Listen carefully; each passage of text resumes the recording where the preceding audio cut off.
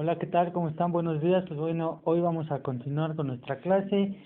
Ya vimos en general todo lo que tiene que ver con el área o los títulos del Código de Comercio en referencia con lo que van a ser los contratos.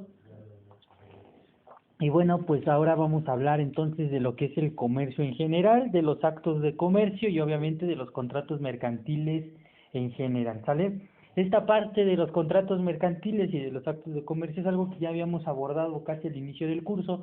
Sin embargo, ya vimos los contratos mercantiles en lo especial. Sin embargo, ahora tenemos que hablar de los contratos mercantiles en lo general, ¿ok? Al igual que en los delitos, hay delitos que son generales, hay delitos que son especiales.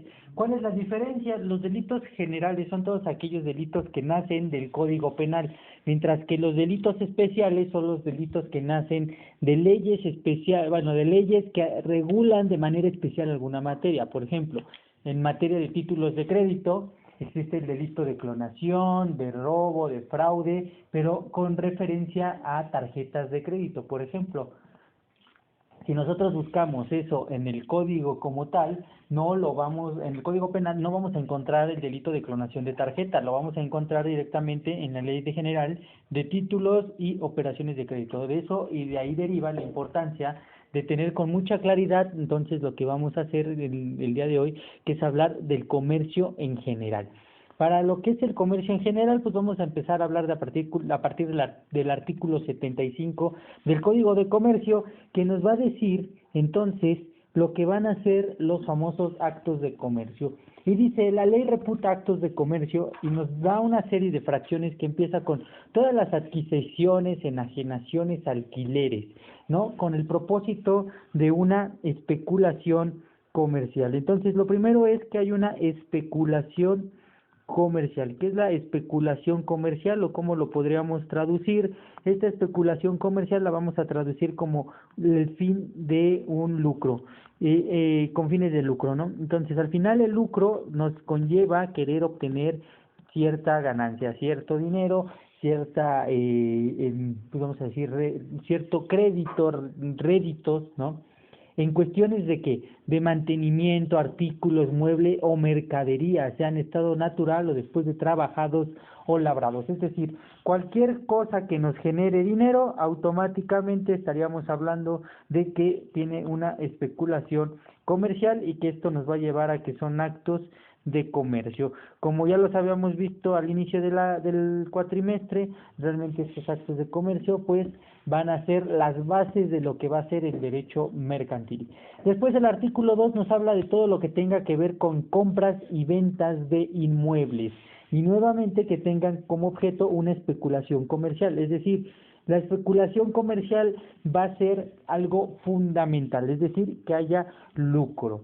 Si no tenemos especulación comercial, no podríamos hablar de un acto de comercio. Y creo que esa parte ya la habíamos manejado, ya la habíamos tenido muy claro, pero entonces las compras y venta de inmuebles entrarían en la naturaleza mercantil siempre y cuando tengan especulación comercial. Si yo compro un terreno para construir mi vivienda, pues evidentemente no estoy ante una especulación comercial y estaríamos hablando de que se trata de una compra-venta de carácter de índole totalmente civil.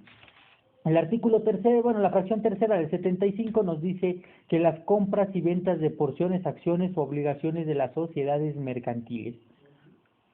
Es decir, todo lo que tenga que ver con las acciones o compra de sociedades mercantiles, automáticamente me reputarán que también se considerarán como parte de las actividades del comercio. Es decir, ¿puedo hacer un contrato que tenga que ver con acciones? Claro que sí.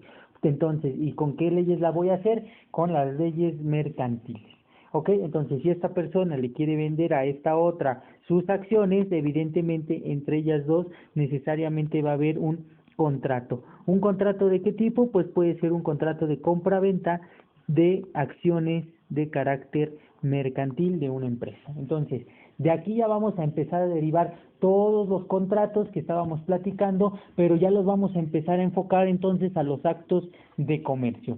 Después dice los contratos relativos y obligaciones de los estados u otros títulos de crédito corrientes en el comercio, es decir, todo lo que tenga que ver con CETES, deuda pública, etcétera, etcétera, que tengan como objeto la especulación comercial, también se entenderá que tiene que ver con lo que va a ser la especulación mercantil y por ende vamos a entrar en materia de comercio. Recuerda que el Estado tiene una función pública y una función privada, ¿ok? Entonces, cuando hablamos de que el Estado actúa como un ente privado como tal, y este Estado como ente privado hace negocios con gente como nosotros, privados, por ejemplo, en la compra y en la venta de los famosos CETES, entonces estaríamos hablando de que estamos ante la naturaleza mercantil. Cuando el Estado de manera pública hace negocios como ente de autoridad con alguna persona, entonces estaríamos hablando de que es materia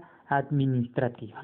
¿Ok? Entonces, esta es la diferencia. Cuando el Estado actúa como ente privado, estamos ante una naturaleza de carácter mercantil. Es decir, puedo demandar al Estado, entendiendo el Estado, al ayuntamiento, al Estado como tal, o a la federación, en la materia mercantil, sí, siempre y cuando actúe como particular.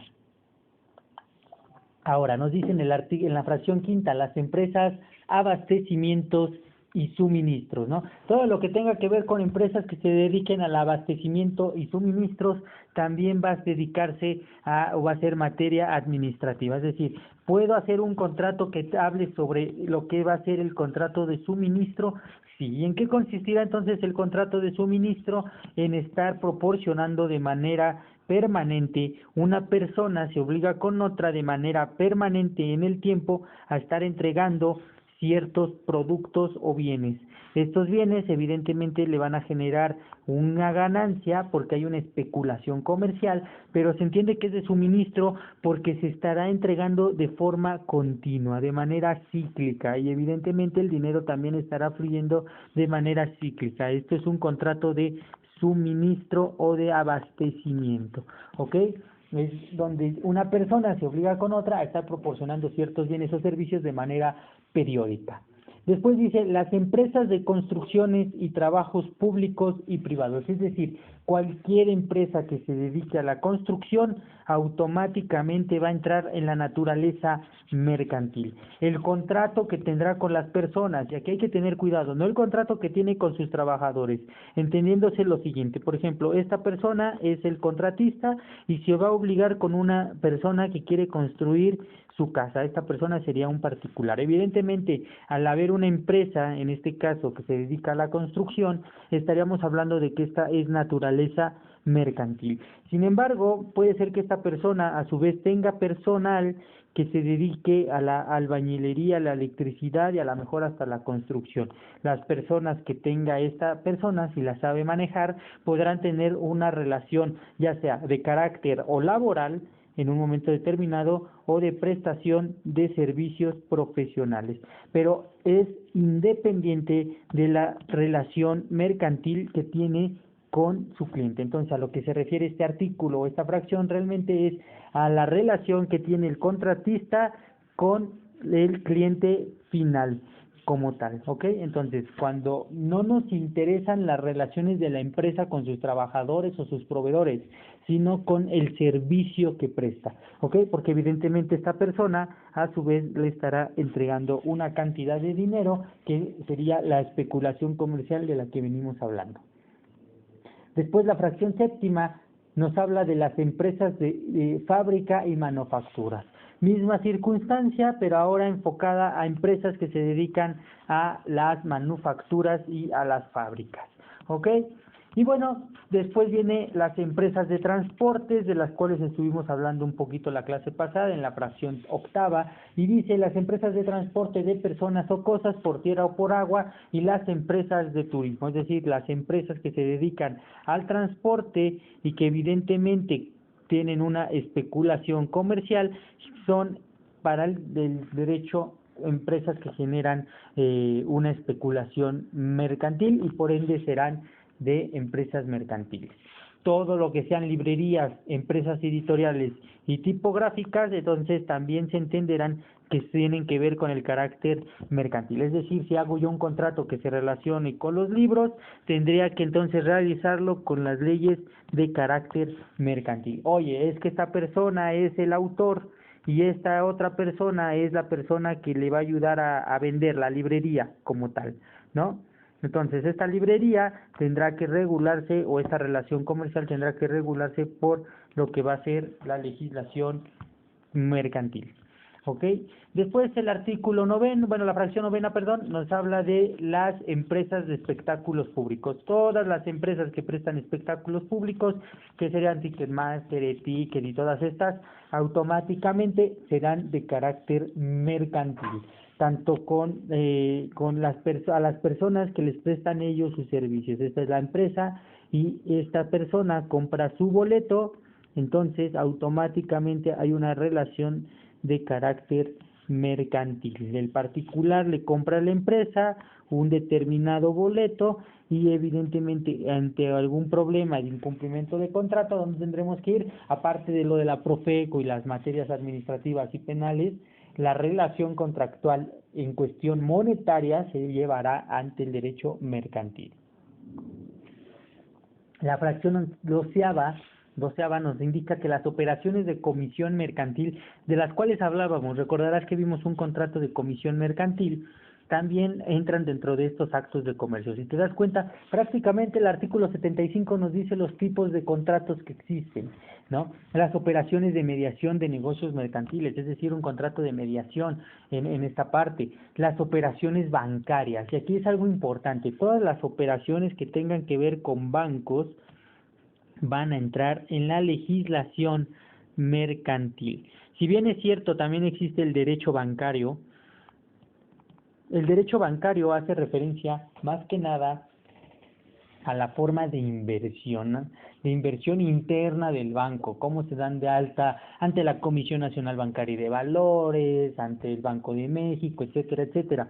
Pero los bancos, prestando como institución el servicio hacia las personas físicas o morales para lo que tenga que ver con, por ejemplo, depósitos, que tenga que ver con arrendamientos financieros, que tenga que ver con cambio de divisas, etcétera, tendrán que tener una naturaleza de índole mercantil, ¿ok? Entonces, cada vez que yo uso mi tarjeta de crédito, ¿no?, del banco, evidentemente estoy haciendo uso de la legislación mercantil. Por eso todo esto se maneja en el derecho mercantil y eso lo encuentro en la fracción 14 del artículo 75 del Código de Comercio.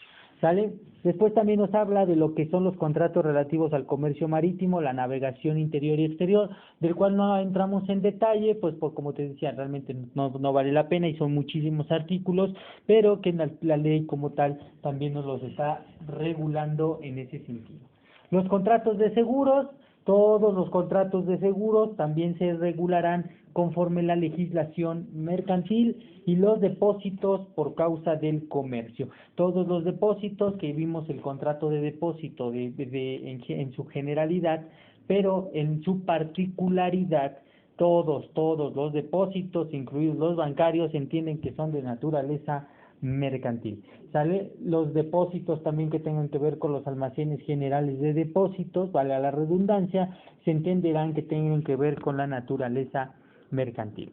Después vienen los famosísimos títulos de crédito que ustedes ya tuvieron la oportunidad de tomar en clase, que tiene que ver con los pagarés, los cheques, las letras de cambio, las acciones mercantiles en general y todos aquellos, ¿no?, que entran como tal, remesas incluso, y todas las que tengan que ver con una cuestión de promesa de deuda, ¿no? Entonces la fracción 19 del artículo 75 nos habla sobre lo que van a ser los títulos de crédito. Entonces todos los títulos de crédito automáticamente tienen una naturaleza mercantil, al igual que los vales y los títulos de orden y al portador y las obligaciones que nazcan entre pues los comerciantes y los banqueros, ¿no?, cuando sean de naturaleza totalmente mercantil.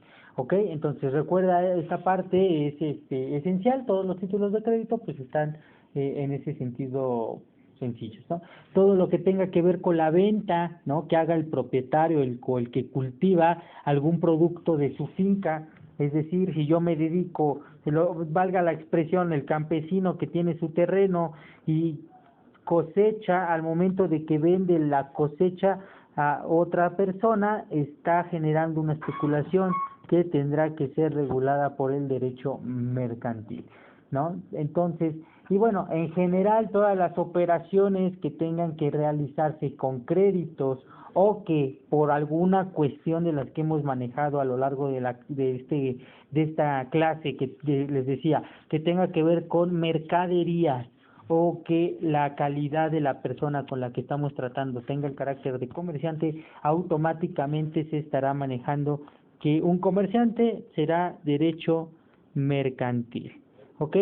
La ley nos genera entonces diferentes contratos que son importantes, pero solo conocerlos, porque estos derechos van a ser en general.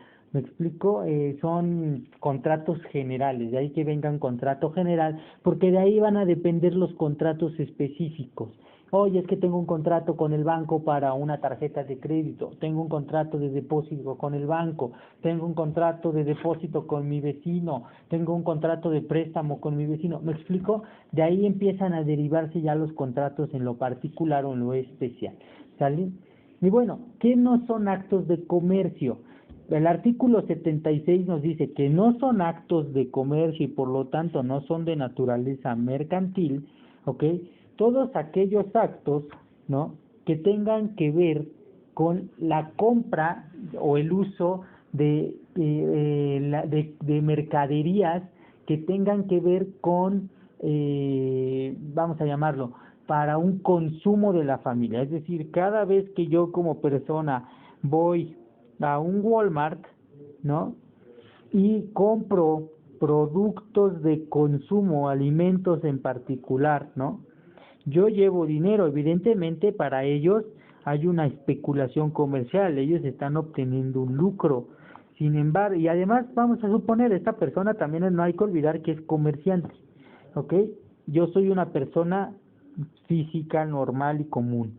Entonces, partiendo de la teoría general que hemos venido hablando acá arriba, nos estaríamos hablando de que en esta parte estaríamos ante una cuestión mercantil. Sin embargo, el artículo 76 nos dice, cuando se trate de productos que tengan que ver con el consumo como tal, ¿no?, entendiéndose como consumo alimentos, ¿ok?, no se entenderán que son de naturaleza mercantil. Entonces, el consumo de alimentos no es de naturaleza mercantil. Ni aquellas reventas que hacen los obreros cuando pues es por naturaleza de su práctica u oficio. Por ejemplo, los que se dedican al barro, que compran barro para hacer, no sé, ollas o algo por el estilo, no tampoco entrarán como comerciantes hasta el momento en que ponen a la venta sus productos. Hasta ese momento. Es decir, por ejemplo, este señor es el que vende el barro y esta persona es el alfarero, ¿ok? Y esta otra persona es el consumidor final, ¿ok? Entonces, partiendo de lo que nos dice el artículo 76, la relación que existe en un primer momento no es de naturaleza mercantil, porque él está entregando, vamos a decir, la materia prima. Entonces, como le está entregando materia prima para la actividad natural de su práctica u oficio, entonces esto no se entenderá que es de carácter mercantil. Sin embargo, cuando la persona ya logró, vamos a llamarlo, producir lo que va a vender, ¿no?, lo que quiere vender, entonces en ese momento sí ya estaríamos hablando de que estamos ante la naturaleza mercantil. Es decir, cuando el alfarero ya vamos a decir, ya transformó el barro y lo convirtió en algo, entonces esta relación contractual sí va a ser de carácter mercantil. ¿Me explico? Entonces a eso se refiere el artículo 76. Y bueno, el artículo 77 nos empieza entonces a hablar ya de los contratos en su generalidad, para empezar a establecer las reglas generales que van a regir en todos los contratos, todos los que hemos visto y consecuencias generales. Y nos dice el artículo 77 del Código de Comercio. ¿Ok? El artículo 77 nos dice de forma muy expresa: todas las convenciones ilícitas no producen obligación ni acción aunque recaigan sobre operaciones de comercio. Es decir, todo lo que sea ilícito no genera consecuencias de derecho, es decir, se tienen por no puestas. ¿Ok? No necesito cumplirlas. Por ejemplo, oye, ve ahí y mata a tal persona. Oye, es que si no lo haces vas a caer en un incumplimiento de contrato. Pues no, porque es algo ilícito. Entonces la ley me protege en el artículo 77 de que las cosas que son ilícitas puedo no cumplirlas. En las convenciones mercantiles, cuando uno se obliga de manera, o en los términos que aparezca que quiera obligarse, ¿no? Entonces también van a tener que ver lo que nos marca la ley para poder tener el cumplimiento. Recuerden que aquí existen los elementos de validez y de existencia, ¿sale? Entonces estos elementos de validez y de existencia van a ser los que se tendrán que verificar o revisar en un momento determinado para poder ver si va a ser procedente o en su caso no va a ser procedente el contrato, ¿sale? Y entonces estas convenciones nos van a decir que el contrato será válido en los términos que se hubiese pactado, siempre y cuando no tenga alguna convención ilícita. Cuando decimos convención, una regla como tal, ¿sale? O una declaración en ese sentido. Salvo que se tenga que cumplir con las formalidades. Recuerden que los contratos para su validez necesitan cierta formalidad o cierta solemnidad, y entonces nos dice del artículo 79, fracción primera, ¿no?, que cuando se requiera que se eleve en la escritura pública, ¿no?, o cuando se tenga que hacer con alguna de las solemnidades que marca la ley para esa validez, o cuando se tenga que cumplir alguna obligación, entonces se tendrá que hacer primero la solemnidad para que pueda ser válido. Por ejemplo, los contratos de compra-venta. En los contratos de compra-venta nos dice: muy bien, qué bueno que ya hiciste tu contrato, está excelente, sin embargo, para que valga necesita elevarse a escritura pública. Es decir, si tengo el contrato, ¿tengo un contrato válido? La respuesta sería sí, sin embargo, todavía me falta cumplir con esta solemnidad. Entonces, ¿qué sería la escrituración? Entonces podríamos decir que lo tengo a la mitad, mi compraventa. ¿Qué tendría que hacer? Completarla para que entonces, ahora sí, pueda yo decir que estamos celebrando de manera legal y solemne el contrato como tal, o el convenio, ¿no?, en un momento determinado. Y entonces estas cuestiones se tendrán que ir revisando una por una y se tendrá que ir analizando lo que son las reglas en particular del Código de Comercio, más las reglas en particular del derecho civil, que son, recuerden, que se aplican de manera supletoria a la legislación mercantil. En todo aquello que la legislación comercial no alcance, nos vamos a lo civil, ¿sale? Y entonces tendremos que entonces estar a las disposiciones que se exijan por parte de las leyes mercantiles, o en su defecto en lo que marque la legislación civil. Entonces, cuando las obligaciones mercantiles se deban de cumplir en un lugar determinado, ¿ok?, se podrá pactar en el contrato. Pero en caso de que en el contrato por X o Y razón no venga el domicilio, entonces se entenderá que el domicilio será el del deudor. ¿Ok? En materia mercantil, entonces, ¿a dónde tengo que cobrar si no hay un domicilio como tal pactado? En el del deudor. ¿Ok? Y finalmente, para concluir, si en el contrato no se determina la calidad de las mercancías, entonces se entenderá que la calidad se da por cumplida con una calidad de tipo medio. Recuerdan que alguna vez hablamos de esta parte cuando hablábamos de lo que eran los depósitos. Pues en el artículo 87 del Código de Comercio es donde nos dice: si en el contrato no se determina con precisión la especie y calidad de las mercancías, que es a lo que se refiere el depósito, no podrá exigirse al deudor otra cosa que la entrega de mercancías de especie y calidad medias.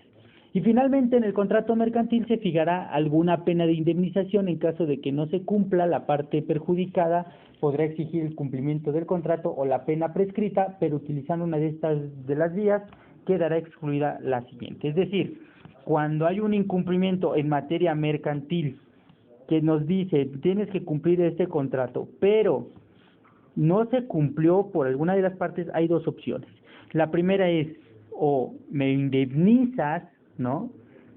En esta parte como tal, con la pena, ¿no? Es decir, con el dinero o algo, o bien me cumples, ¿sale? Siempre y cuando se pueda cumplir. Si no, pues evidentemente me voy a esta. Pero si escojo la pena, ¿no? Ya no puedo irme al cumplimiento. Si escojo el cumplimiento, ya no puedo optar por la pena. ¿Sale? Entonces, tengo que decidir, o pido el cumplimiento o pido la pena cuando hay un incumplimiento de contrato en materia mercantil. No puedo escoger las dos. Sin embargo, la ley me dice, tú decides, ¿quieres que te cumplan o quieres que te regresen tu dinero y pues obviamente todos los daños y perjuicios que se pudieran haber generado? ¿Sale? Con esto concluimos nuestra clase del día de hoy.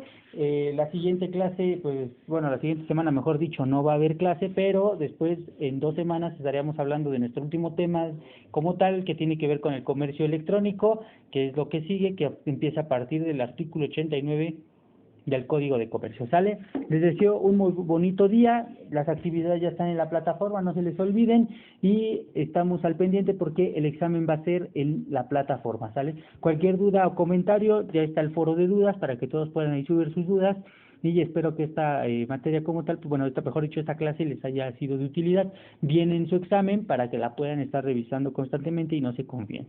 ¿Sale? Les deseo un muy bonito día y estamos en contacto.